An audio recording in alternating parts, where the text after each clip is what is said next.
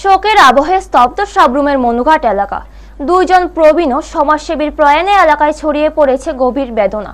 সাবরুম বিধানসভার মনুঘাট এলাকায় সুপরিচিত প্রবীণ নাগরিক তাপস বল এবং নারায়ণ দেবনাথ গত কিছুদিন আগে প্রয়াণে সমগ্র এলাকায় শোকের ছায়া নেমে এসেছে।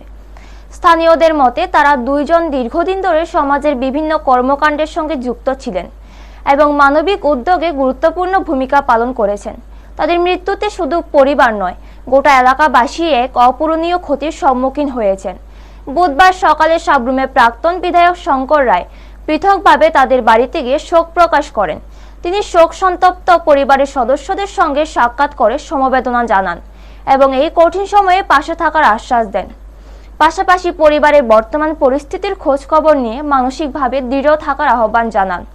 প্রাক্তন বিধায়ক বলেন, তাপস বল ও নারায়ণ দেবনাথ দুজনেই সজ্জন ও সমাজমুখী মানুষ ছিলেন। তাদের অবদান সাবরুমবাসী দীর্ঘদিন শ্রদ্ধার সঙ্গে স্মরণ করবে। তিনি আরো বলেন, এই ধরনের মানুষের প্রয়াণ সমাজের জন্য বড় ক্ষতি, যা সহজে পূরণ হওয়ার নয়। এদিন তার এই মানবিক উদ্যোগ এলাকাবাসীর মধ্যেও ইতিবাচক প্রতিক্রিয়া তৈরি করেছে। অনেকেই এই উদ্যোগকে সহমর্মিতা ও সংহতির এক দৃষ্টান্ত হিসেবে দেখেছেন এবং প্রয়াতদের আত্মার শান্তি কামনা করেছেন। ব্যুরো রিপোর্ট, নিউজ তৎকাল 24।